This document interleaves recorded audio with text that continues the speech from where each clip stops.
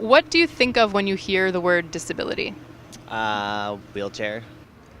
Disability means to be limited, to be challenged. Disability. Well, if I were to break it down, I would think there's two parts to that. There's dis and there's ability, right? So the word disability to me would mean that there is some sort of activity or action that you can't take place in.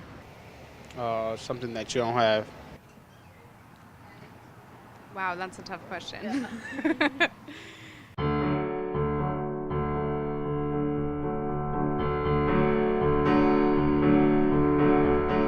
I'm Andrew Markham. I work here at the Center for Self-Advocacy. I'm the program coordinator, and I'm also an adjunct professor of disability studies at the City University of New York. My name is Andrew Isidore Cauldron. My stage name, the poet AIC. My name's Jessica Levesque. I'm an advocate, actress, and entrepreneur. My name is Mike Rogers. How are you today? We're definitely putting that in. Well, I got involved because I grew up with a disability. I was born with cerebral palsy, and you know, I experienced being treated different. You know, when I was growing up, I got bullied. When I was 16, my school wouldn't teach me driver's ed, so because they just didn't. When I was 19, I got a job, and as soon as they found out I had a disability, they told me that they didn't hire my kind, and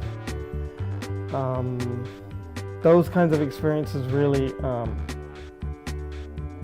you know, got me interested in why people with disabilities are treated differently and why we think about disability the way we do. And so that's when I went to study American history and American studies, I specialized in disability studies. And I came to Buffalo as a postdoc research fellow in 2015. I was doing a research project on people with disabilities living in the community, and part of that was looking at people who lived at the old West Seneca Developmental Center and the experiences that they had living at that institution. And I heard about people being isolated, being abused, rape, but I also heard about people who managed to build a sense of community even in the most difficult conditions. Well, self-advocacy to me is important because it's a chance for people to really have a voice and be part of a powerful movement, because often people with developmental disabilities in particular are considered vulnerable and weak and not able to contribute, and that's just not true. It's basically speaking up for ourselves and each other. It's not something that's learned in one day or over a lifetime. I've learned lessons, and I've taught lessons. Self-advocacy is all about finding a voice and having a voice. You know, they assume that we would be X, Y, and Z, but they don't know what's going on behind the scenes. Well, when you talk about community inclusion, you could talk about the fact that we want services to be more centrally located. But what I like about marches like this, it gets people together, it lets the public see what people with developmental disabilities are all about. It shows self-advocacy in action. I've always been fascinated with how people build community and social movements. And when I think about what self-advocacy means to me, you know, the self part of it is really important to me, because you can advocate for a lot of different things. You can advocate for a political position, you can advocate for a friend or a political candidate, or you could be a legal advocate. But self-advocacy is about a population of people that have been spoken for, spoken to, spoken about, but haven't always had the chance to speak for ourselves or themselves.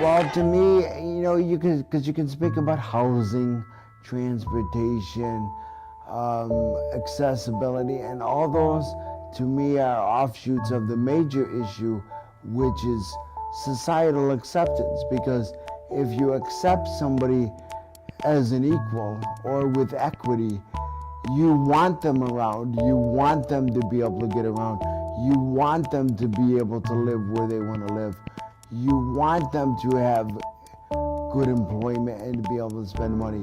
But if you don't think about that, those things will never come into your frame of reference.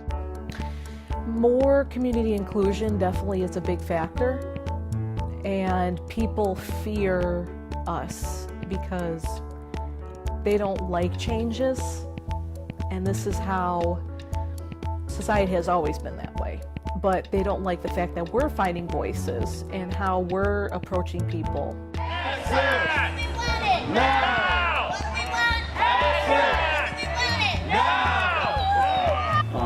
What I stand for, as far as self-advocacy goes, I like to kill the word retard in my poetry. I've done proclamation, one of my pieces. I've done death to the democracy, two of my pieces, all about getting rid of that word retard. But we gotta stop judging each other in this day and age. I mean, we've come too far, but it seems like we're still in that frame of mind. In that wrong frame of mind. Am I right? The reason that we're doing this film is because I wanted to create a forum and have a film that would help explain the forum. I'm calling it the Self-Advocacy Leadership Forum. And the reason I think it's necessary to have that forum is that we got like 10 or 12 self-advocacy groups just in Buffalo. But those groups don't often talk to each other about shared issues, let alone talking with the larger social justice community. So I'm part of Buffalo Transit Riders United. I'm on the county board of advisors for the Office of Persons with Developmental Disabilities, or disabilities rather. We don't often do a good job in the disability community of connecting how our concerns relate to other people's concerns. And we sometimes get stigmatized as being a special needs group. And we're not a special needs group. We have human needs just like everybody else. Needs for housing, transportation, jobs, meaningful work and relationships. And so I think it's really important for us to build bridges with one another, but also to build bridges with other social justice groups in Buffalo. So I want those social justice groups to hear from self-advocates, and I want self-advocates to hear from them, so that a dialogue takes place on how can people with disabilities be included in the larger movement for social justice and not be seen as a separate special movement. Don't let anybody tell you that you can't do this, that there's like, repercussions, but you got to get out of that comfort zone. I mean, I had to take opportunities and chances just to get out of that comfort zone.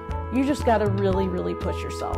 I've had family and friends who had really pushed me to get where I'm at today. And if it wasn't for the ADA, I would probably be institutionalized. Thankfully, I'm here, I'm alive, breathing, inhaling the sun and inhaling the air that we have, and just enjoying every moment of life. Okay. All right, proclamation. Again, it was like, this is my second poem. This is the first of many.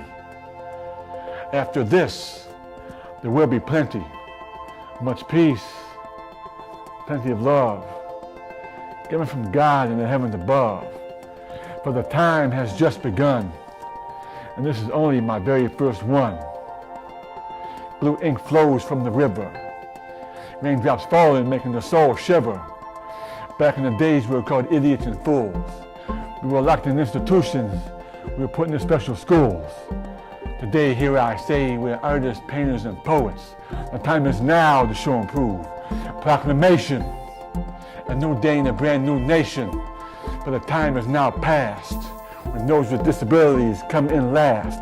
Gone are the days of the retard. Here are the days when those with disabilities, great ability, we work hard. When the hard work is done, the former idiots, fools, and retards we will be. Those individuals whom all make history. The day will soon come and you all will know how. Then one question will remain, embedded into your brains. What now? What now?